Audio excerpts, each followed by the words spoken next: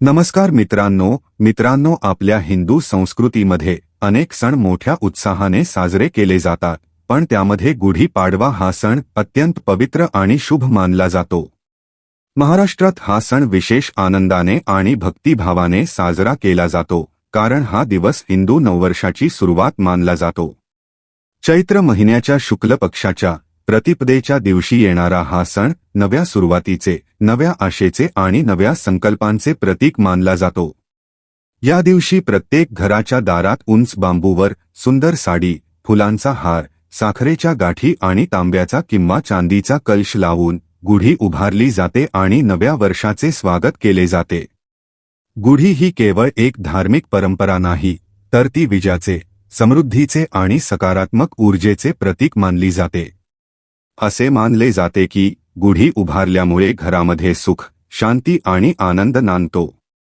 तसेच घरातील नकारात्मक ऊर्जा दूर होऊन सकारात्मक ऊर्जा वाढते।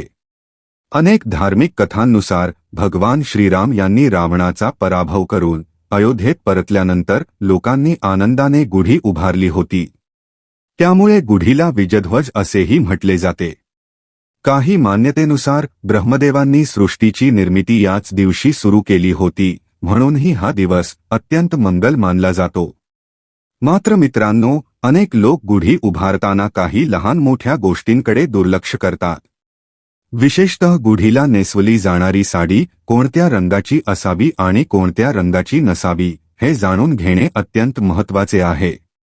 कारण धार्मिक मान्यतेनुसार गुढीला चुकीच्या रंगाची साडी नेसवली तर त्याचा परिणाम घरातील वातावरणावर होऊ शकतो असे सांगितले जाते।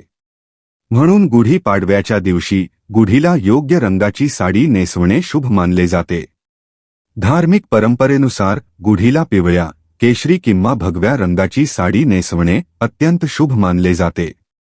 हे रंग आनंद, ऊर्जा, विजय आणि आध्यात्मिक शक्तीचे प्रतीक मानले जातात। पिवळा रंग हा ज्ञान, पवित्रता आणि भगवान विष्णूचे प्रतीक मानला जातो। त्यामुळे गुढीला पिवळ्या रंगाची साडी नेसवली तर घरामध्ये सुख, शांती आणि समृद्धी वाढते असे सांगितले जाते। पिवळा रंग सूर्याच्या तेजाचेही प्रतीक मानला जातो, त्यामुळे तो सकारात्मक ऊर्जा वाढवणारा रंग मानला जातो। त्यानंतर येतो केशरी किंवा भगवा रंग। भगवा रंग हा पराक्रम, विजय आणि अध्यात्म यांचे प्रतीक मानला जातो। आपल्या इतिहासात भगवा ध्वज हा शौर्य, त्याग आणि सामर्थ्याचे प्रतीक मानला गेला आहे। त्यामुळे गुढीला केशरी किंवा भगव्या रंगाची साडी नेसवली तर घरामध्ये यश, प्रगती आणि सकारात्मक ऊर्जा वाढते असे मानले जाते।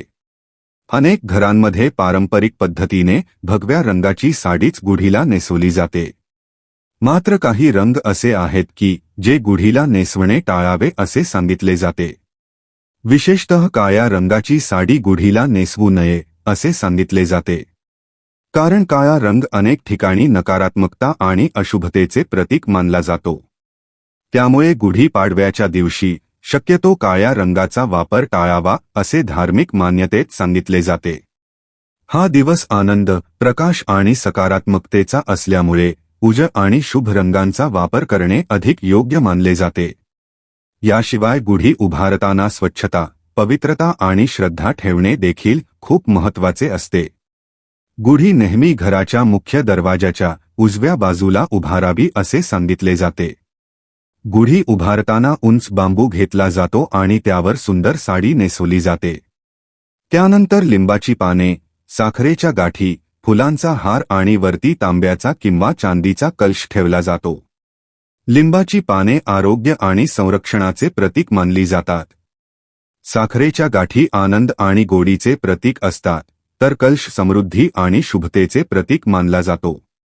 असे मानले जाते की गुढी उभारल्यामुळे घरामध्ये लक्ष्मीचा वास होतो आणि वर्षभर सुखसमृद्धी मिळते।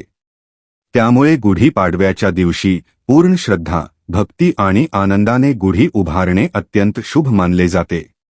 म्हणून मित्रांनो, यावर्षी गुढी पाडव्याच्या दिवशी गुढी उभारताना योग्य रंगाची साडी वापरा, घरात स्वच्छता ठेवा आणि पूर्ण श्रद्धेने पूजा करा।